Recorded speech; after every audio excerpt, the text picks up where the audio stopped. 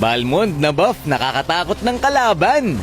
Ganon din si Saber na unlimited na ang skill 1. Siguradong madami nang gagamit nito kapag nilabas na sa original server. At marami pang hero adjustment na kabang-abang. Tignan natin kung magugustuhan mo ba ang mga paparting na patch na ito sa Mobile Legends. Umpisa natin sa mga nabuff na hero. Una na dyan si Balmond. Ang kanyang skill 2 na ngayon ang nakakapag-reduce ng physical defense ng kalaban. Up to 40% physical defense reduction ang kaya niyang ibigay. Hindi na nga lang pwede mag-crit ang kanyang skill 2. Pero hindi na nagde-decay ang damage ng skill 2 niya. Ibig sabihin, consistent na yung damage. Ibig sabihin din ito, maraming kalaban na or multiple enemies na ang kaya niyang tanggalan ng physical defense. Kaya kahit kakampi niya ay makikinabang sa kanyang skill 2. Pero bilang kapalit nito, yung skill 1 niya ay hindi na nakaka-reduce ng physical def ng kalaban. Ang gandang buff nito para kay Balmond, guys.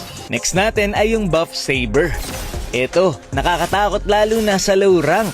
Yung kanyang skill 1 ngayon ay nare-reduce na ang cooldown kapag ikaw ay nagbe-basic attack sa kalaban habang naka-skill 1. So ibig sabihin nito, pag nag-ultimate ka sa kalaban, may skill 1 ka kagad para makalaban ka pa rin kahit wala kang ultimate. Binawasan ang mana cost nito, tapos pinahina sa early pero mas pinalakas naman sa late game.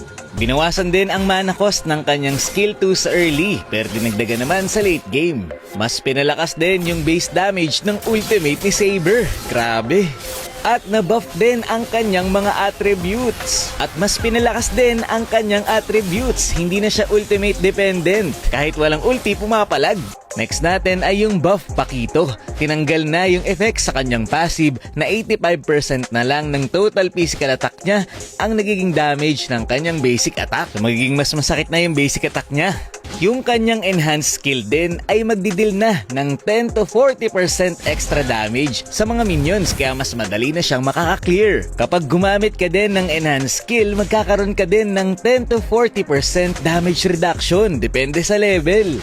Sa loob ng 2 seconds, grabe yun. Pero bilang kapalit naman ito, binawasan ang duration ng kanyang movement speed boost pagkatapos niyang gumamit ng enhanced skill from 1.8 seconds, 1.2 seconds na lang. Next natin ay si Chu. Tinanggal ang force swing ng kanyang basic attack. Kaya naman, pagka-skill mo, pwede mo agad ma-basic attack ang kalaban. Tinagdagan din ang kanyang basic attack range. Yung kanyang ultimate naman, mas pinabilis ang cooldown sa late game. Tapos dinagdagan din ang damage, lalo na sa late game. Pero bilang kapalit naman ito, binawasan ng konti ang second phase, knockback distance ng ultimate niya. Si Beleric na buff din, mas pinabilis ang kanyang taunt sa skill 1. Dati yung delay ay 1 second, ngayon ay 0.8 seconds na lang. Mas madali niya nang matutaunt ang kalaban. Si Kufra, medyo na buff din yung kanyang enhanced basic attack, ay nagdidil na ng 100 extra base damage. Next natin ay si Minotaur. Para sa mga hindi nakakaalam, kapag ikaw ay nag-skill 1 kay Mino, magiging enhance ang mga basic attack mo, mas malakas ang damage.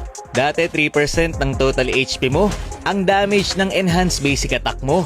Pero ngayon meron na tong 25 base damage plus 5% total HP. Ibig sabihin, the more na mas malaki ang HP mo, mas masakit ang damage ng enhanced basic attack mo after mong mag-skill 1. Si Atlas din na buff.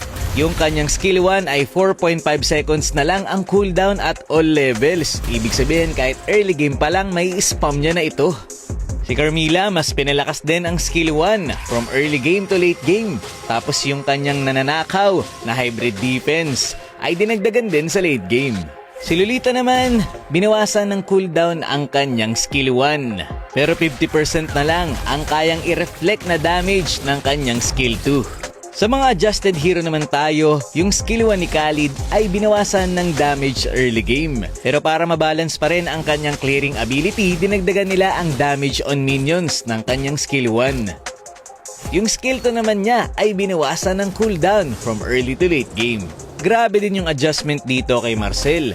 Gusto daw nilang bawasan ang crowd control ability niya at dagdagan ang kanyang individual skill capability. Yung dating basic attack ni Marcel na hindi nagkikrit ay nakakapag-crit na ngayon. At medyo naaapektuhan na rin siya ng attack speed items. Pero tinanggal na nila yung effect na kada basic attack mo nababawasan ang cooldown ng passive mo. Kapag out of combat ka din, kusa ka ng mag-heal. Tapos dinagdagan din ang kanyang base physical defense, base magic defense, at base HP. Binawasan naman ang kanyang physical defense growth, magic defense growth, at HP growth. Yung kanyang skill 1 ay hindi na nakaka-immobilize ng kalaban, pero dinagdagan naman ang slow nito up to 60%. Mas pinalakas din ang base at bonus damage ng kanyang skill 1. So in short, ang gusto nila yung Marcel na kayang-kayang maka-takedown ng kalaban kahit mag-isa. Sa mga na-nerf na hero naman tayo, una na dyan si Harley, binawasan ang base damage per card ng kanyang skill 1 sa late game. Si Freya naman, binawasan ang base HP regen per basic attack ng kanyang ultimate. So mas mababang survivability na para kay Freya. Si Hilda na nerf din. Yung kanyang shield ay mas pinalaki sa late game. Pero yung damage ng kanyang skill 2 ay na-nerf from early to late game. Tapos yung base physical attack niya ay binawasan din. So medyo mas makunat na Hilda sa late game, pero mas mahina naman ang damage. And last, sa roaming adjustment naman, yung Dire Hit ay gumagana na kahit sa mga skill, hindi na lamang sa basic attack.